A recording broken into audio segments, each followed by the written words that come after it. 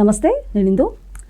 Private medical కాలేజీల్లో సీట్లు కానివ్వండి, ఫ్యాకల్టీ కానివ్వండి, మేమే అందిస్తామంటూ అక్రమ వసూళ్లకైతే పాల్పడుతున్నారు. సో ఈ నేపథ్యంలో వైఎస్ఆర్సీపీకి అండ్ అలాగే ఈ మెడికల్ కాలేజ్కి అసలు సంబంధం ఏంటి? మరి దీని గురించి డిస్కస్ చేయడానికి మనతో పాటు సీనియర్ జర్నలిస్ట్ శ్రీనివాస్ గారు ఇప్పుడు మనతో ఉన్నారు. నమస్తే సార్. నమస్తే సార్. మరి ప్రైవేట్ మెడికల్ కాలేజ్ల దగ్గర సీట్లు మేమే ఇస్తాము, ఫ్యాకల్టీ కూడా మేమే ఇస్తామంటూ కూడా అక్రమ వసూళ్లకైతే పాల్పడుతున్నారు. సో ఇందులో వైసీపీ వాళ్ళు ఉన్నారంటూ కూడా కొన్ని వార్తలు అయితే వినిపిస్తున్నాయి. అసలు ఏంటి సార్, వాళ్ళకి వైసీపీ వాళ్ళకి ప్రైవేట్ మెడికల్ సీట్స్కి సంబంధించి అసలు ఏం జరుగుతుందంటారు?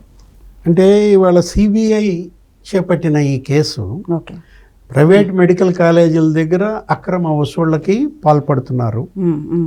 వాళ్ళకి ఫ్యాకల్టీ మేమే సమకూరుస్తాం, లేకపోతే వసతులు, లేకపోతే మీకు సంబంధించినటువంటి ఆ మెడికల్ కౌన్సిల్ తనిఖీలకు వస్తే పూర్తిగా మేమే కన్సల్టెన్సీ ఇస్తామంటూ ఇప్పుడు ఆ కన్సల్టెంట్ ఎవరు? వైఎస్ఆర్ కాంగ్రెస్ పార్టీ నాయకుడని 36 మందిని వాళ్ళ సిబిఐ విచారిస్తే దానిలో 3 వైసీపీ వాళ్ళు, ఇక్కడ ఆంధ్రప్రదేశ్ లేకపోతే తెలంగాణలో ఒక 2.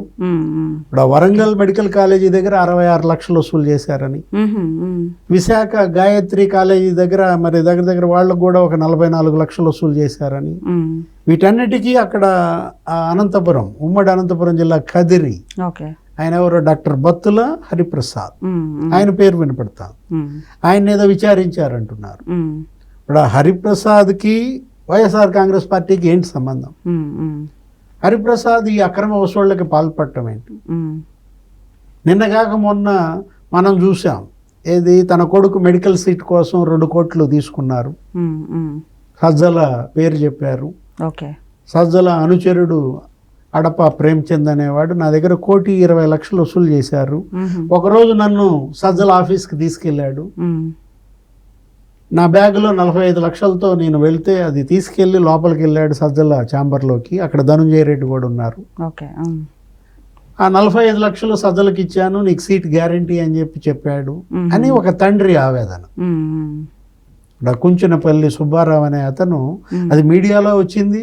నెక్స్ట్ అసలు లోకేష్ బాబు ఏదో ప్రజా దర్బార్ ఏదో పెడుతుంటే అతనికి వెళ్ళి కలిసి లోకేష్కి వినతి పత్రం ఇచ్చారు. అంటే మెడికల్ సీట్లు అమ్ముకున్నారా? సజ్జల ఎన్ని మెడికల్ సీట్లు అమ్ముకున్నాడు? ధనుంజయ రెడ్డి పాత్ర ఏంటి?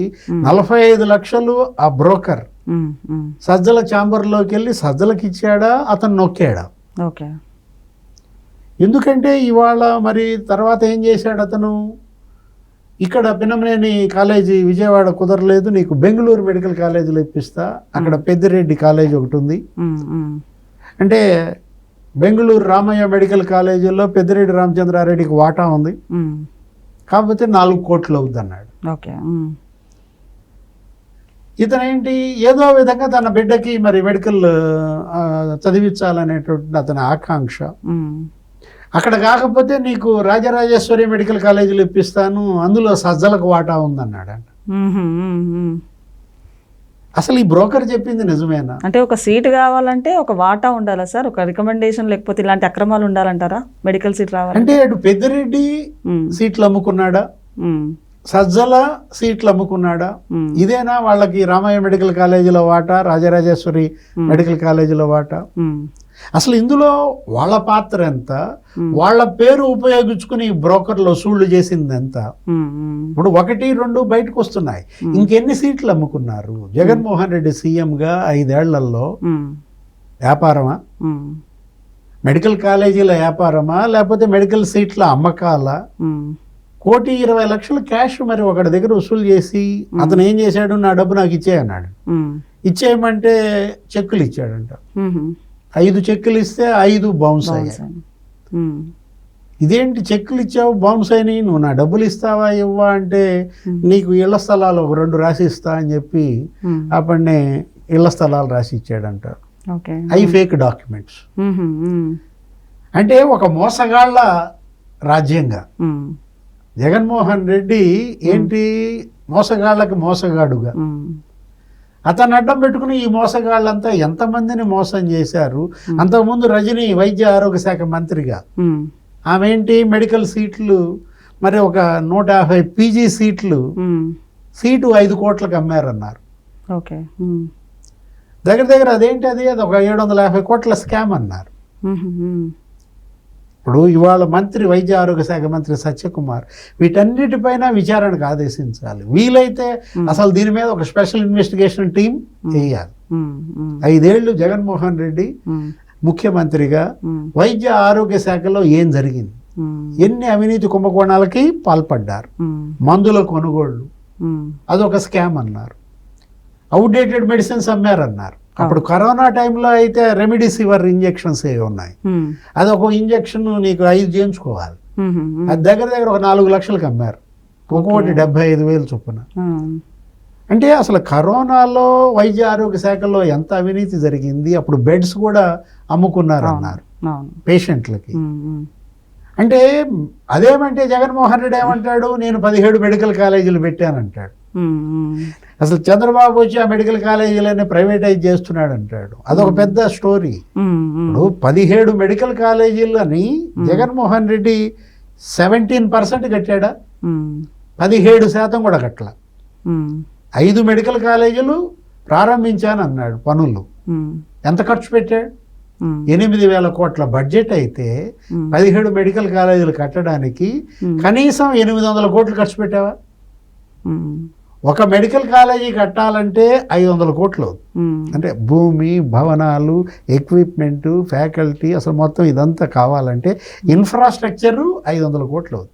17 మెడికల్ కాలేజీలు అంటే 17,500 వేసుకో, నీకు అక్కడే కనపడుతుంది 8,500 కోట్లు కావాలి. నీకు అట్లాంటిది 500 కోట్లతో ఒక కాలేజీ పెట్టాలైతే కాలేజీకి 50 కోట్లైనా ఖర్చు పెట్టావా? నీ సొంత నియోజకవర్గం పులివెందుల్లో పిల్లలకి హాస్టల్ లేదని గర్ల్స్ పడుతున్న ఇబ్బందులు, ఫ్యాకల్టీ లేక పర్మిషన్ క్యాన్సిల్ చేస్తే నువ్వేదో చంద్రబాబు కుట్రా అంటాడు.